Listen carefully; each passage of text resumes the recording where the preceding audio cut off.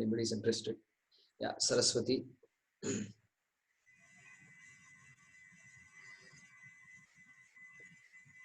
Go ahead and unmute yourself, Saraswati. When we get, I'm talking about the action of getting tears in our eyes. When there is a physical hurt, something get hurt, we get tears. And somebody says harsh words, we get hurt. And then when we are, I mean, we get hurt and then there is tears. And then there's when we are overjoyed, that then also the tears comes in our eyes.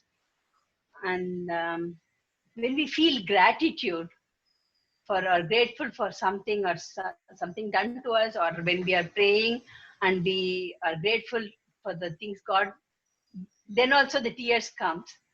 But at that time, there is some goosebumps kind of, I think there's a different kind of things happening to the body experiences.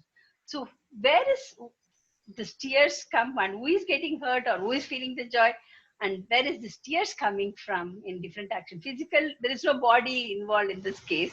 I mean, physically I'm not getting hurt, but there is the tears, and then each experience is so different and the tears are coming. So I want to check how it is happening.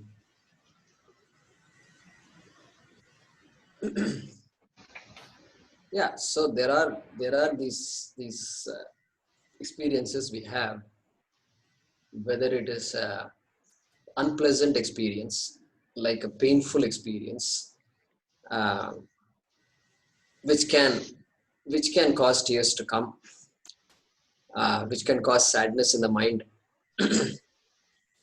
and also pleasant experiences also can cause tears. All these things are there. So these are, there is a psychological response to every situation. And so the mind experiences that. The mind is the one that says, yeah, this is pleasant. This is a likable experience. I like that experience. And sometimes it goes to a point where tears starts coming. So Vedanta cannot explain why tears are coming. Okay. So for that, we have to ask Mohini ji and others, what is the connection between the mind and these tear glands and other things that makes tears come? But then, so I leave that to our doctors, our medical community. And I would also like to know how that works. So both painful experiences also create tears, and very ecstatic experiences also create tears. So the child has done something, and you see that, and then you're so happy that, you know, it's called, in English there's a word they call catharsis. Catharsis means that externally you see that tears being released by the tear glands. So yeah, that involves psychology, and that involves the biology of the body. And so who is the person who is going through all that? Well, clearly it is not the body. The body is inert, and so the body doesn't decide what the experience is. The body is only a karana, only an instrument through which things happen. Therefore, it is neither the body, neither the sense organs. Sense organs also don't know what it is. The eyes really doesn't know what it is that it is seeing. Correct? Eyes are like a thermometer. Thermometer tells me what the temperature is, but the thermometer doesn't have any will. It doesn't decide this fellow has viral fever or bacterial fever. Nothing. Infection. Nothing. So this is the way we look at it. And so there is somebody who has the sense of individuality, who has owned up to all these things, and who feels that every experience in this body is, I am the one who is experiencing it. And I means who? Not the body, not the mind. And so So the ahankara is there. And there is a packet, there is something, that jiva, we call it jiva. And the jiva says, I am experiencing all these things and I'm subject to all these pleasant and unpleasant experiences. And it has to be the jiva, because only that jiva can, not knowing, that I am not this body. The jiva says I am subject to all these experiences. Therefore, I am subject to disease. I am subject to disease. Look at that. The body is subject to disease is a perfectly objective statement. And that's very true. Anybody in the world can accept that. But I am subject to disease. And therefore I take it literally. And then instead of taking care of the body, I actually suffer. Suffering comes not from disease. Think about it. You think about it a little bit. Pain comes from disease. Correct? Pain is experience. Nobody can stop the experience of pain. And a lot of pain is there. Arthritis, a lot of pain is there. And, flu and this and that. A lot of pain is there. Discomfort and pain is there. But suffering and sadness. Discomfort and sadness are two different things. Are they not? Are they not two different things? I can be in pain, but can I say I'm not sad? Can I say I'm not sad despite the pain that is there in my body? Can I say it? So this is the beauty of Vedanta, and it separates out these things. It's a pain may be there, unpleasant experiences may be there, but Atma is unaffected by any of this, and I become knowledgeable. I become very aware of that. So it's a question, I think, that I hope at least partially I answered, Saraswati.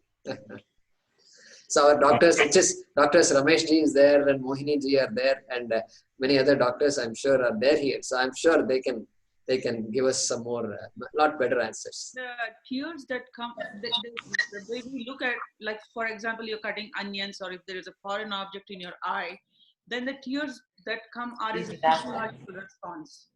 So it's inbuilt because the eye does, the way nature created us is that it doesn't want any foreign object in your eye. It is trying to wash it away, or it's trying to create a reaction wherein you protect yourself because you'll immediately go and wash your eyes. So that is a physiological response.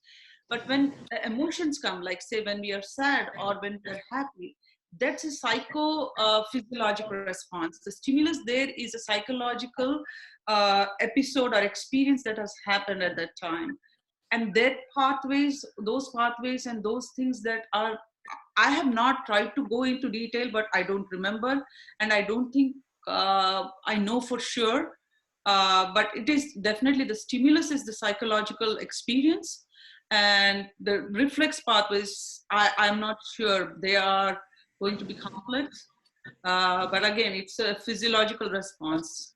So it is built in, it's innate, it's given to you by God. But can I answer? Yeah. Ramesh, go ahead. Thanks, Mohini ji. Thank you. Thank you. She analyzed pretty good. One is chemical response. Two, tears are chemical response. The onion example she gave is produced by sulfuric acid, and then it is irritant, and then reaction it can cause.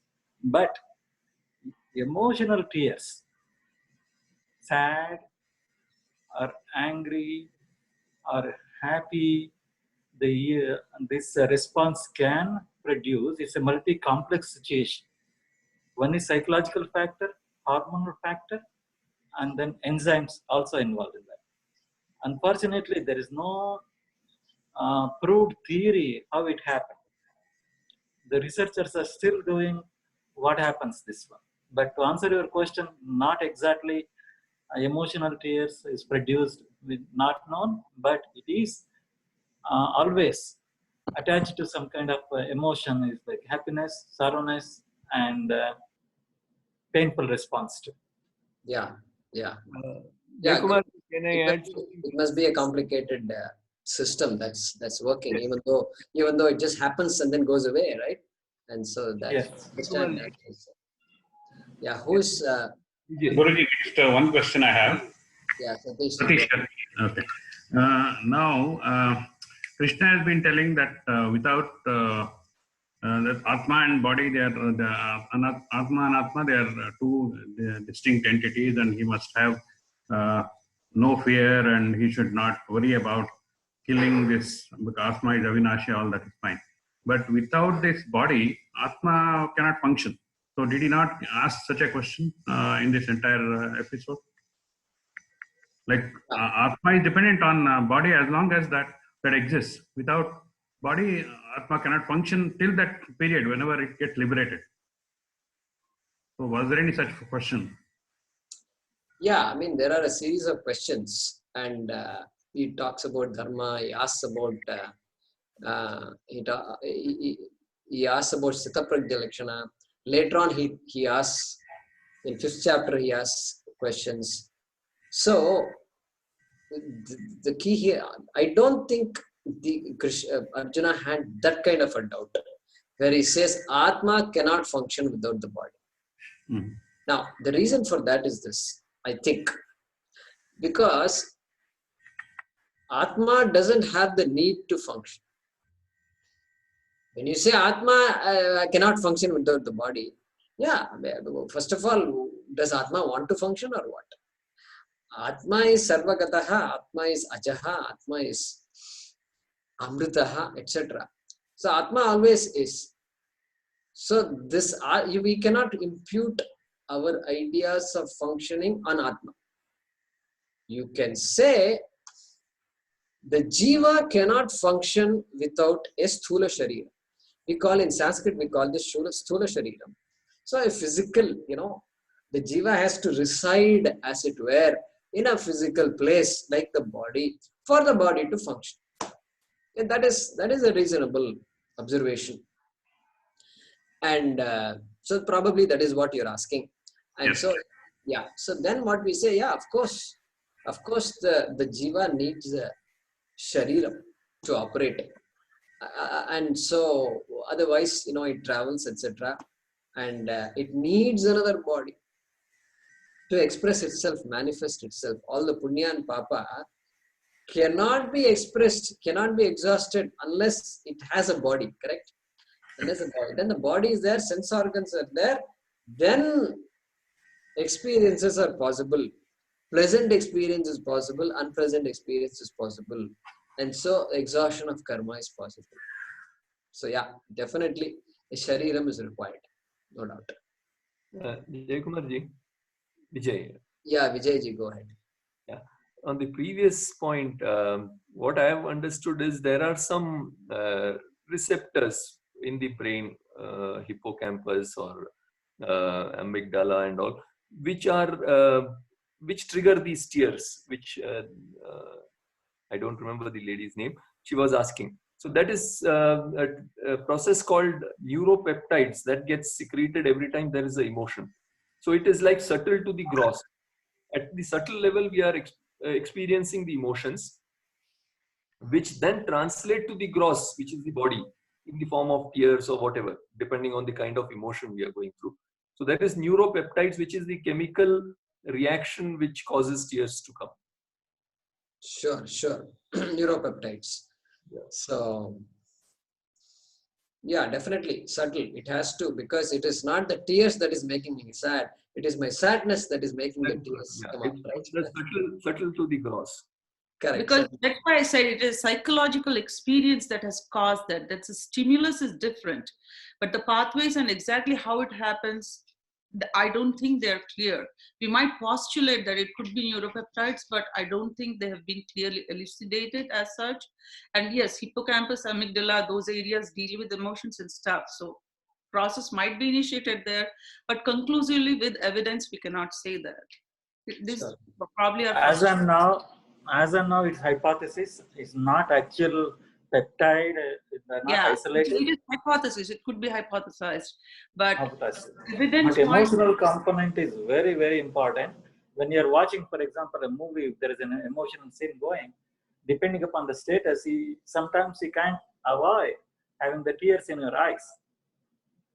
Yeah. See, there we are not experiencing, we are experiencing the visual input to the hypothalamus, amygdala.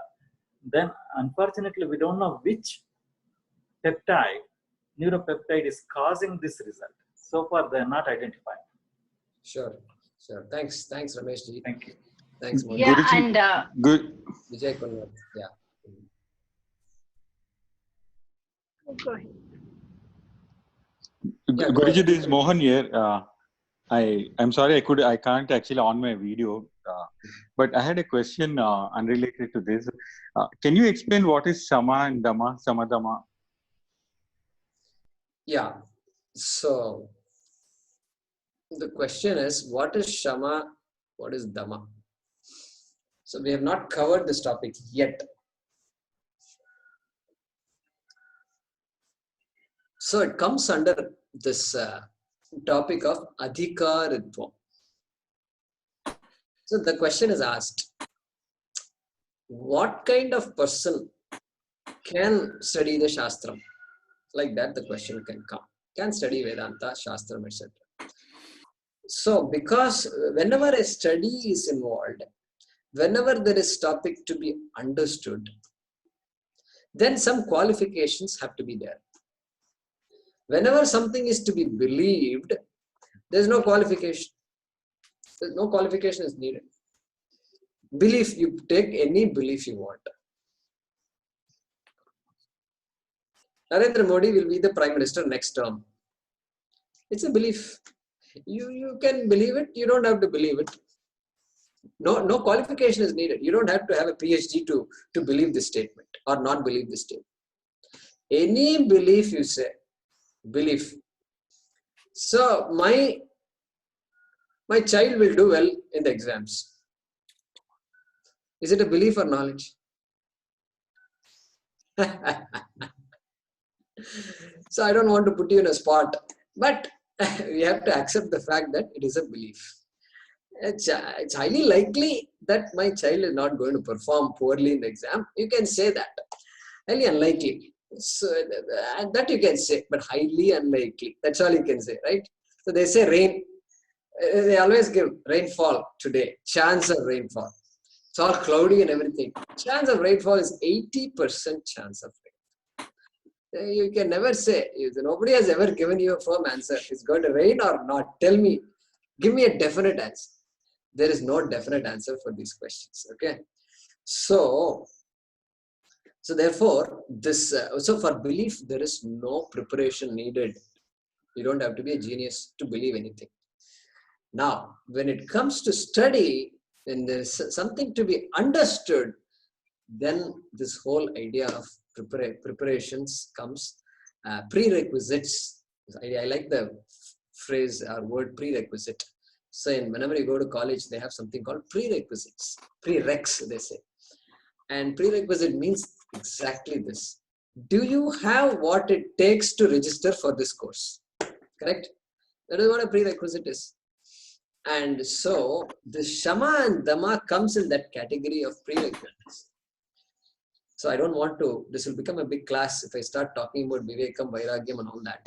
So given that context, another day we will talk about it. And so Shama and Dhamma is part of what is called Shatka Sampatti, sixfold qualifications. So Shama, Dhamma, Uparati, Shraddha, Samadhana and Titiksha, correct. So these six are there, sixfold qualifications. So there, the Shama is Mano Nigraha, mastery over the ways of the mind. It's called Shama, mastery over the ways of the mind. The mind does its own things, acrobatics. And do I have the ability to say, hey, this is a fancy, and dismiss it? No, it's like the elephant's trunk. Elephant's trunk is there. And it's constantly doing this. Never steady. And you know what that person does? Because going through a market, and if the elephant will simply take away all these things from all these places. And in order to stop that, the mahout, what he does is he puts a stick at the tip of the trunk, gives a stick. So the, the elephant holds the stick and it can't hold anything else. The trick. So therefore, that mind is constantly wavering and doing all these things. How much mastery I have over my mind? We are not controlling the mind. The mind is what it is. But then do I have the ability to say, yeah, it's a fancy. Yeah, it's a nice thought. Forget it. Give up. And like this, I can give up or follow through on whatever I need to follow through. That ability is called Shama. Right? Shama. Mano Nigraha. Then Dama is what? Indriya. Indriya Nigraha. So the ability to mastery over sense organs. Sense organs. When Shama is not there and the sense organs are making me go after something, then sometimes I have to grit my teeth and say, no, I can't do this. Or that thing is called Dhamma. Dhamma. Shama and Dhamma. Dhamma means just do it. Shama means I don't need that grit because I already can dismiss things. No, this is not for me. And I don't have time for this. And however attractive it is, not needed. So Shama and Dhamma are related, but one is referring to the mastery of the mind. Another is referring to the mastery over sense organs. Thank you, Guruji. I have a question, Jayakumar. Yeah, Mahesh. We said about karma sannyasi, and we said need not be a jnani. So my question is, sannyasi by definition, he is not required to do any rituals. He is excused from doing any rituals.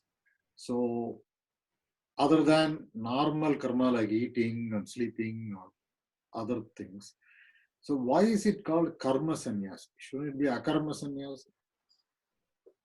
Good. So a person who does not do karma should be called akarma sannyasi, not a karma sannyasi. And for that, we have to look into the meaning of the word sannyasi. Remember what I said nyasa means. Nyasa means giving up. Nyasa means giving up. Giving up, yeah. Sannyasa means giving up. Samyak nyasa. Giving up completely. That is the meaning of, or giving up well is called sannyasa. So giving up what well, if you ask, then we say karma sannyasa. Okay. Giving up karma well, it's called karma. Okay. So sannyasi can give up something else. So yeah, you can give up anything. You can give up any object, any possessions. You can give up, right? So all these things can be given up. But like people leave a fruit and a vegetable when they go to Varanasi, for example. Correct. Sannyasa. So one can give up, so-called give up one's family, So sannyasa means they're essentially they're no longer living with a family, their family, right? No longer living. And of course, there are different types of sannyasis and all that. So kuti chaka and all are there. And so sometimes the sannyasi can live with the family, and those exceptions are all there. But in general, here the idea is that karma is so important, and so that karma is given up by a ashrama sannyasi. Jaykumarji, Ramesh. Yeah. Go ahead, Ramesh. Is it same as materialistic detachment?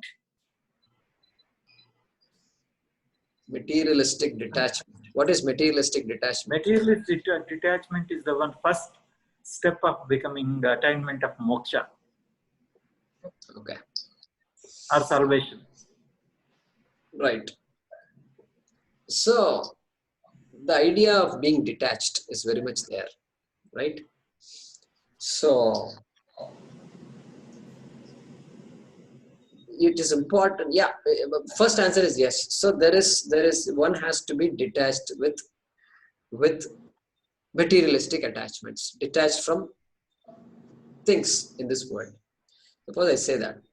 What do we understand by the word detachment? That is the question. So I ask you something.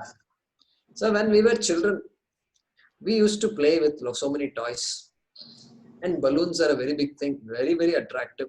You go to any party, you see children just, and they are ecstatic, especially at the end of the party when they are taking all the balloons out. That's when the children really become active. And they run around. Okay. Now that child becomes an adult. Or forget about adult, the parent is there. The parent was also a child once and had this love for balloons. Now what? Now is the parent detached towards balloons? We have to say, if you don't have, see, if you say no, that means the parent loves balloons so much that the parents will also cry like the child when the balloon is taken away from the parent. Right? So if the parent is not going to cry when the balloon bursts, then the parent is pretty much independent of the balloon.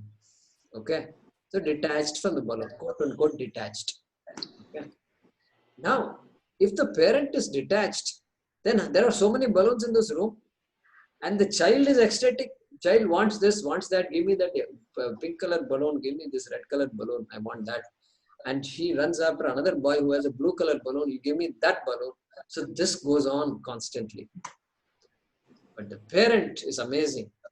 In all this chaos that is going on, and guess what? The parent is a sannyasi. Parent is a balloon sannyasi. Balloon sannyasi. When it comes to balloons, the father and mother are sannyasis. The child comes crying. What happened, beta? And you say, oh, this, that. And then the father is unperturbed. He says, okay, don't worry. On the way back home, we will buy another box of balloons. Nothing, no big deal. So what if this one blue balloon bursts? Ah, what knowledge the parent has now. The detachment. The parent is completely detached from the balloons. So I want you to understand that the word detachment need not mean physically separating oneself from an object that you are talking about. Detachment means what? What can detachment mean? It has to mean I have grown out of it. I have grown out of the need for it, or I have grown out of the idea that possessing something is essential for my security. That alone can be detachment. Cognitive, not physical. Not physical. So therefore, when you talk about materialistic detachment, hey, we are living in a material world. The world itself is material. The body is material. How can I be detached from my body? What do you mean by materialistic detachment? The whole body is material. Panchabhuta, everything in this world is Panchabhuta. I can never really detach myself from any material. Not possible. Then what is possible? Cognitive detachment is possible. Correct? That is what we mean by vairagyam. When we say vairagyam, and vairagyam means not dispassionate, objective. So I'm not. I don't give objects the ability to victimize me. I don't give any object there in this world. These things beckon my attention. Gulab Jamun means just my body is dragged towards it like this. Can I say, yeah, I love it, but I will not become a victim of it. Correct? If it is there, great, bonus. If it is not there, great. The possibility of it being there is there, so I'm happy about that. Correct? This is what at best is materialistic detachment. So that's why Swamiji has never used the word detachment, because it can give that connotation that you must somehow separate yourself, pluck yourself, and then, because that idea is also there, right? So going to Rishikesh, going to Kashi, all these things are there because you want to remove yourself from a particular lifestyle and put yourself in a different environment. Yeah, so that is needed for a sadhaka. Correct? That is needed for a sadhaka. A person is studying, he's a student, he's in college, he or she is in college. And the person goes to the library because the library, the minute you enter, suddenly it limits all the things you can do. Just by being there, you're not going to have food. Even if you're hungry, you can't think of food. And you're constantly looking for books, and there are tables, you have to sit and study. Everybody is studying. So that sadhaka needs that environment. But somebody who says, no, I can study anything, anywhere, need not go to the library, correct?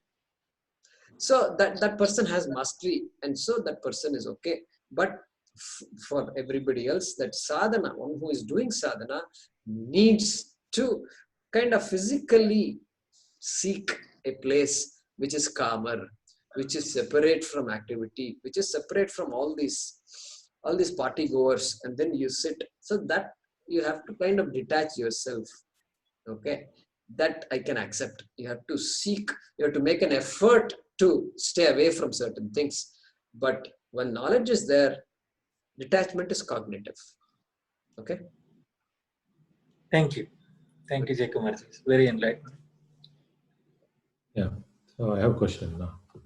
This pertains to Prasad. Yeah.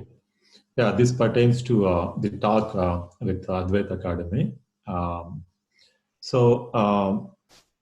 After realization, this is again about Jivan Mukta, who is Tattvajnani.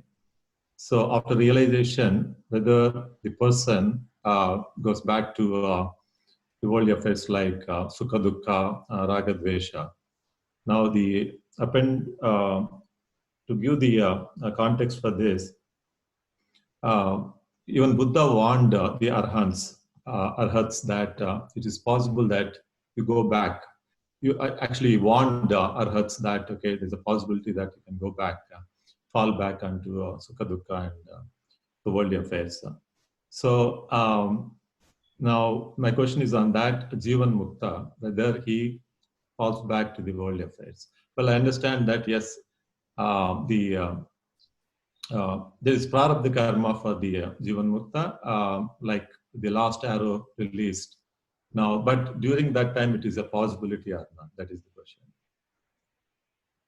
So during that time, is there a possibility of this person reverting back to to a so-called what he was when he was ignorant? Okay. So samsari.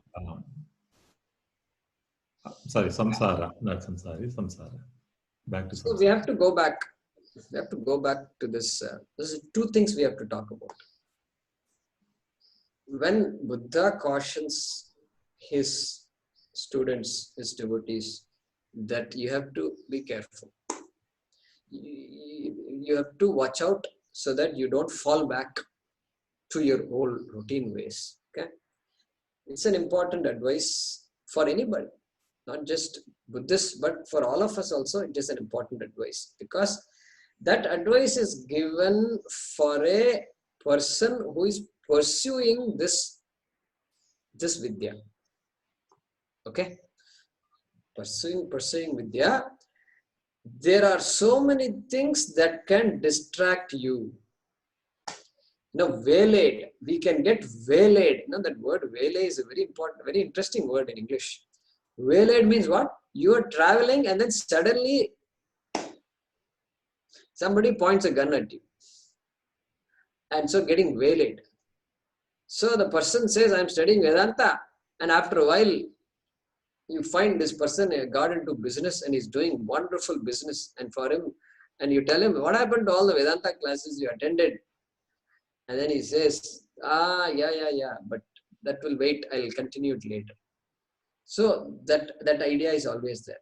Any of us who is pursuing this shastram can get distracted because there are so many things to distract us.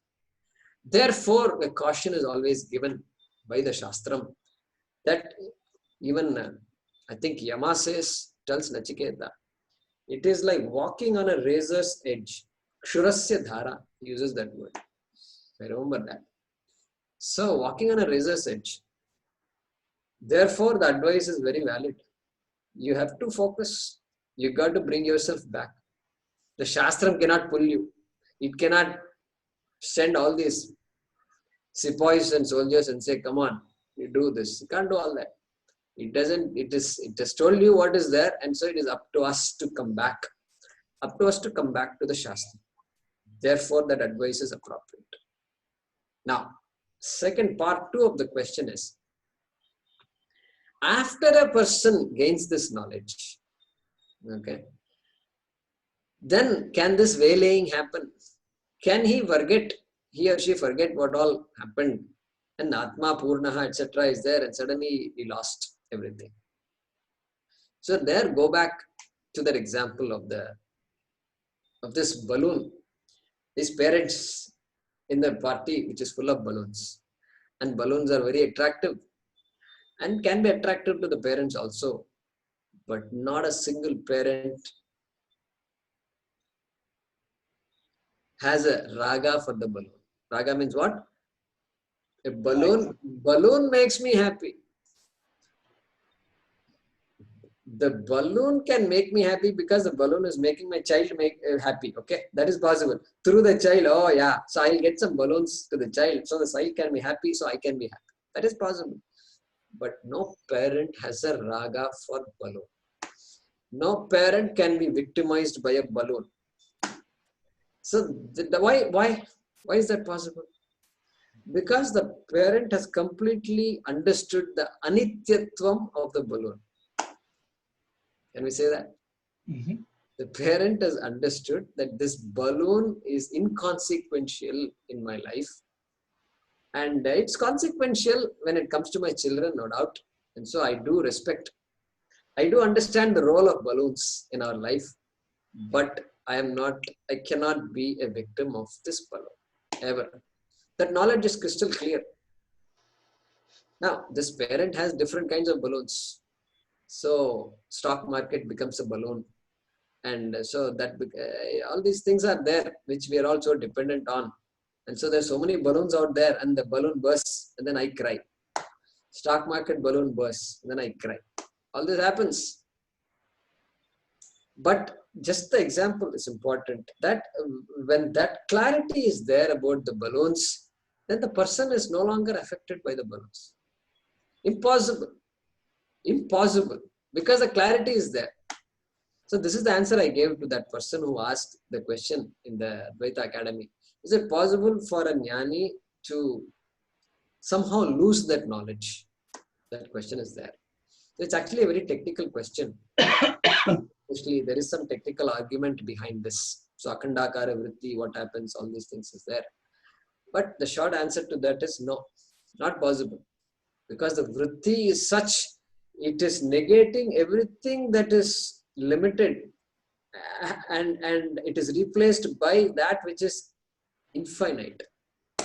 And that Vritti comes and goes away. And so that person can never, if this person can be objective towards balloons, then what to talk about this Atma Vidya? Not possible like that, we say. So Buddha's advice was applicable to those who are to sadhakas. Very true. Yes, you be careful. Very true. You be careful. Otherwise, we will end up somewhere else. We will start in this journey and go off somewhere else. Because something else attractive is always there. So in our Shastram also, there are some stories. So the Rishi and some Vishnu came in the form of some beautiful lady, and then the Rishi began a nice life, and then some Janmas later he said, what happened? And then he had to be told that you were a Rishi at one time, and then you got waylaid. You took off in a different direction.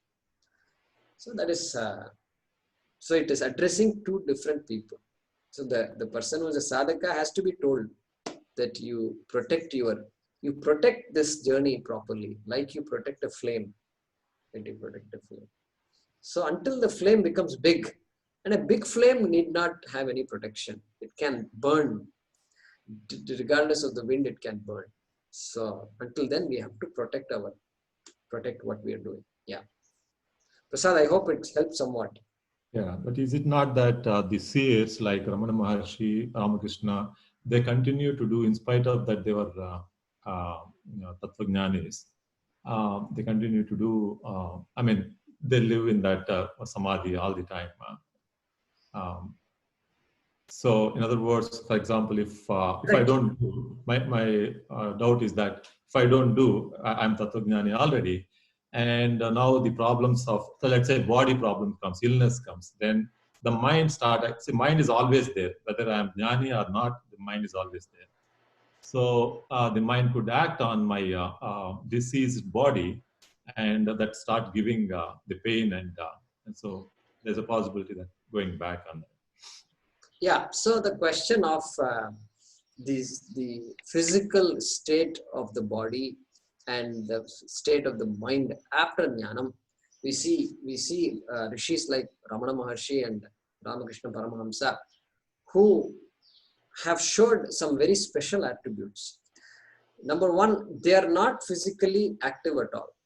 Means that they're basically sitting in their own places and they're probably interacting with people who come, and even that interaction is very limited, especially with Ramana Maharshi. And so the interaction is very little, number one. And number two, so first let's talk about interaction. Just in this class, we talked about Sarvakarma Sannyasi. There is no connection between actions and knowledge. Actions a Sarvakarma Sannyasi does and who the person is. A person knows completely that I am a Sarvakarma Sannyasi, and then actions can take place. And you already mentioned Prarabdha Karma. Prarabdha Karma then decides what the person does or does not do. Yeah. Correct? Very important. See how important Prarabdha Karma is. And so person no longer has a will to do something to become something, right? All along I've been doing something to become something, to accomplish something, but now that need is not there anymore. If that need is not there, what can the person do? That is decided by Prarabdha Karma. That I think we recognize very well. Same thing applies to Ramana Maharshi, same thing applies to Ramakrishna Paramahamsa. Yeah. So that is there. So what they do or not do, therefore what a Sarvakarma Sannyasi does or does not do is really not even in that person's hands. It is in the hands of the Prarabdha Karma. Correct? Correct. Okay. That is number one. Number two, this special attributes of not experiencing pain or not apparently to the external eye, it appears as though there is so much pain and there is no agony showing in the face. Right? That is a gift. So that is a special siddhi they all have. And in our India, you can see a lot of siddhas who have this kind of ability. And so that is a gift that is there. And so they can put up with any amount of pain and without even showing that they have pain. That kind of ability they have. So we should not connect that siddhi with Atma Jnanam. That siddhi, even an Ajnani can have the siddhi. Remember that, Prasad. An Ajnani also can say, I want a siddhi which will allow me to bear any kind of pain. That vidya must be there. Must be there. Our country has all kinds of vidyas. And that vidya can be there. So if you want that siddhi, you can gain that siddhi. But no Atma Vidya, okay? Atma Jnanam is none. That siddhi is there, and that siddhi is also part of this Laukika Jagat Vyavahara. And so that is not connected with moksha at all. But a person with moksha can have the Laukika, this particular siddhi, as in the case of Ramana Maharshi. So we keep those two things separate. So it can be there in the same place, it need not be there in the same place. You already said earlier, the pain and sadness, they're different. Obviously, I may have pain, but I don't have to be sad on that. The moment I realize that it is the only body which is getting into the pain, right? Because my Atma Jnana is there, so I don't have to. And of course, these people, a lot of them has actually gone through cancer or all those things while they're living towards the end. For example, I think Ramakrishna Paramahamsa also had cancer before his death. So Correct. Yeah, these are all, I won't say these are difficult concepts, but these can be new, and we will begin to appreciate these things as we continue our study. Jaykumarji, is it correct that what you were trying to say is the way they perform their karma is such that it won't bind? Once they get the jnana, then even if the prarabdha karma is there and giving them dukkha or any consequence, they won't be bound by it, and that's why they will not fall down. Yeah, so just like the parent organizing a party for the child, and the parent is going to the store and buying balloons, and the balloons which have no impact on the parent, but the parent knows exactly what is to be done, how these things to be arranged, and what time everything is done. So all karmas are done properly, not randomly, not haphazardly, done properly. And at the same time, nothing, these balloons have no impact on the person. Why? Because clarity is there. And when clarity is there, karmas can be done wonderfully. And karmas are, you can't say karmas are done carefully, carefully, like carrying a pot of water on the head. You have to walk carefully, otherwise it will fall down. No, not like that. Not like that. Clarity is there. It's not, you won't say the parents are carefully buying the balloons. So carefully, how many of us are careful about not being attracted to balloons? We're not careful about not being attracted to balloons, are we? It's natural for them to react that way because they are beyond that. It is natural because clarity is there. I don't use the word beyond. We don't have to use beyond. Beyond means then you have to imagine beyond what? So higher level or what? That loka, this loka, all these things will come. So don't use beyond. Clarity is there about balloons. And so that clarity is unshaken. Same thing with the jnani also. Clarity is there about Atma. So karmas can happen through me, but I am not affected by karma. This is amazing clarity. Yeah. Therefore, I can do any karma. They are very what would you say, determined and not determined. What would you say? Established in there. They abide in it. Same thing. Like you abide in the knowledge of balloons. They abide in the knowledge of Atma. So there can be determination, because determination means they have to grit your teeth. I was looking for words. These balloons. These are balloons. I have to be careful that I don't fall for these balloons, And that kind of a parent doesn't exist in this world. And so yeah. So this determination, all these things goes away. Knowledge removes the need for all these things. Determination is there until jnana, knowledge is gained. I must attend this class. I must make whatever effort I have to make to attend this class. Whatever other things are there, is there any chance I can postpone it? I can say no to that. All this I will do. Their determination is needed. Correct? Without determination, this pursuit cannot happen. And so that sadhana is there. So all determination is there until knowledge takes place. After that, determination is not needed. Not needed. Jaykumar, this is the last. Can I ask you a question? So it's 8:20 here. So I thought we will conclude. Is there any chance you can ask this question in the next satsang, Haraprasad? Absolutely. Thanks, Hara. Thanks. Good to. No problem. No problem.